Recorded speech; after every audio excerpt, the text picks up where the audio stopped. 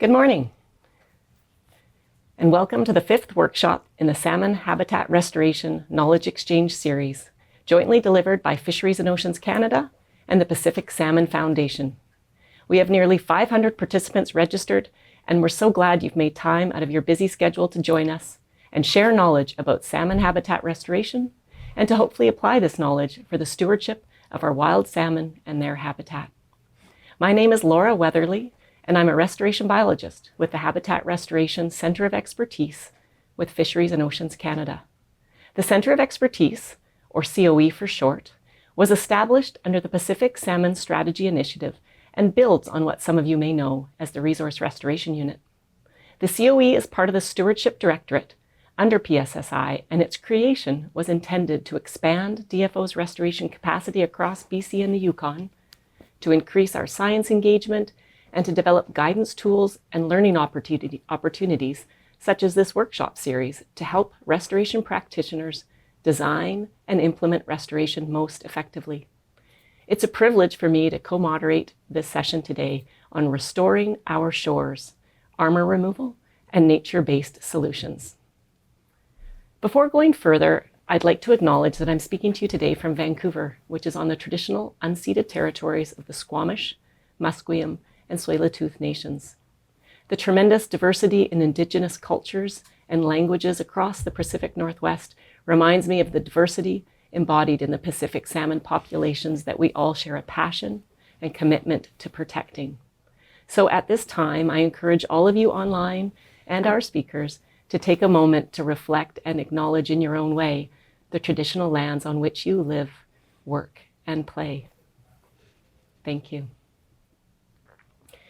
So as I mentioned, this is the fifth Knowledge Exchange workshop, with our first workshop presenting the Stage 0 approach to river restoration, and subsequent topics covering restoration monitoring, nearshore habitat restoration, and our last workshop just this past March that was on lessons learned from intensively monitored watersheds in Washington.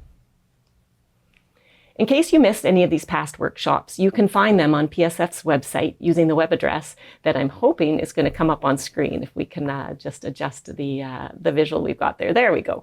So you'll see there that we've got a website that takes you to PSF's website, and there you'll find all of the past workshop recordings hosted on PSF's YouTube channel, as well as additional materials from each of those past workshops. You can also navigate to this information via DFO's Salmon Enhancement Program webpage under the Habitat Restoration link. And we had a little sneak preview there on the slide that was shown earlier of our next workshop that I'm making just a quick plug for, and that workshop will focus on restoring watershed resilience. It'll be a day-long workshop that'll be delivered virtually on November 14th, 2024. So save the date and put it into your calendar, and expect an agenda and registration link to come by email in early fall. So the topic of today's workshop was partly inspired from survey feedback after our nearshore restoration workshop back in January. We received high interest to hear more about shoreline restoration techniques and nature-based alternatives to armor, which has significant wide-reaching impacts on both the physical and biological environment, including impacts to Pacific salmon populations. Our shorelines are under greater threat than ever with climate change and associated sea level rise, storm surges, and coastal flooding. And with this increasing threat comes opportunity to improve shoreline protection practices. Our speakers today are going to be sharing tools, insights, and their experience related to shoreline restoration and replacing armor with effective nature-based alternatives that provide protective services as well as ecosystem benefits essential to salmon recovery. I'm now going to turn it over to my co-moderator, Jason Hwang, with the Pacific Salmon Foundation. Thank you, Laura, and good morning, everyone. Hi, I'm Jason Hwang with the Pacific Salmon Foundation. If you don't know who PSF is, we're a nonprofit organization based in Vancouver, British Columbia. We've been around about 30 years, and we essentially try to work with partners and collaborators to do good things for salmon. And it's really been a wonderful opportunity to work with DFO and the Restoration Center of Expertise to put on these series of workshops. So with nearly 500 people registered for today's workshop, wow, that's pretty awesome. It's not really feasible to have everyone on camera, but we'd like to get a sense of who is part of our online community today. We've heard from previous workshops that people joining us virtually want to know who else is in the virtual room with them. So to do that, we're going to try something new, and we're asking participants to go to slido.com right now and enter the coordinates you see on your screen. And you'll find a quick 3-question survey. Well, it's actually 4, but a 3-question survey to complete, and the results will appear live for us all to view. These questions will give us a sense of the expertise in the crowd, the type of organization you're affiliated with, and what role you play in coastal restoration. And while you're doing the survey in Slido, we'll do a quick run through of the agenda. So we'll bring the agenda up on screen here, and we've arranged the day to have 4 speakers in the morning with 10 minutes each for questions and answers, and then we'll have the opportunity for more in-depth discussion with our speakers as a panel for approximately 30 to 40 minutes. We'll break for lunch at 12:15, and then we'll come back together at 1 o'clock and repeat this through the afternoon with 3 additional speakers. We'll have questions and answers again, and then we'll have a 45-minute panel discussion, and we'll wrap up at 3:30. Throughout the day, you will have the opportunity to comment and ask questions. We're asking participants to use Slido to send your questions, and we encourage you to include your name with your questions. And Laura's colleagues, Matteo Saletti and Max Scruton, will be working behind the scenes, providing webinar support and managing your questions as they come in. Between us all, we'll do our best to get to as many of your questions as possible. Okay, let's return to the survey and see what the survey results say.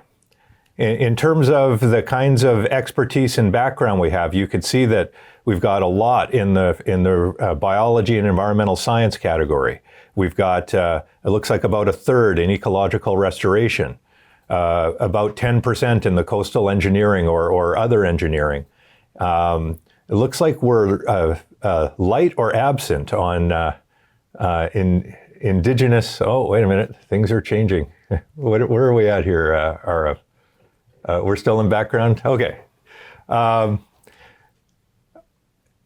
Okay, well, this gives us a pretty good snapshot. We've got people across the range that we expected, a lot of biologists, some engineers, some planning and policy people, salmon recovery people. It looks like we are a little light on the Indigenous knowledge piece, and maybe that's something we can consider for future workshops, something we want to make sure we include and get better at understanding and incorporating.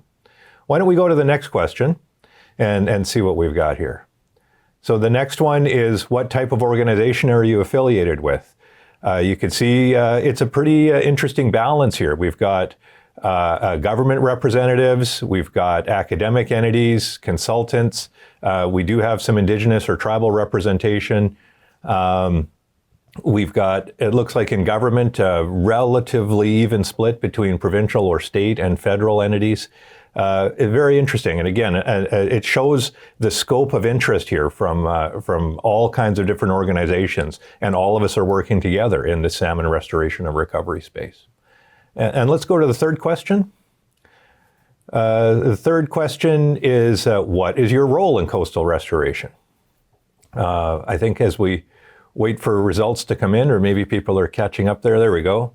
So it looks like we've got about a third-ish who are showing up here as consultants. We've got some program managers at about 20%, researchers, 17, 18% there, reviewers, and other. I wonder what others are. Maybe we can learn about that as we go through the day. Well, that's great. I think that the point of these first 3 questions was for us real time to get a snapshot of who's with us in the virtual room today. For Laura and I think that will help us as moderators, and we hope it helps people that are joining us understand who they're with. And I'm really pleased to see the diversity of entities, the diversity of expertise. And I think that's what we're looking to do, is draw all of that in and learn together as we go through the day. So our fourth question was a fun one, and it's inspired by the increasing representation in these workshop series from our American neighbors attending these sessions, both as participants and speakers. And the question is, do you spell Armour with or without a U? Armour with a U, it looks like we've got about 80% and around 20% without a U. And this is homework that Laura did, so I can't take credit for it, but apparently the original spelling was with the U, and dropping the U was adopted in the US around 1806 on the urging of Noah Webster, who wrote the Webster Dictionary. So with that, I'm going to turn it back to Laura now to introduce the first of our morning speakers.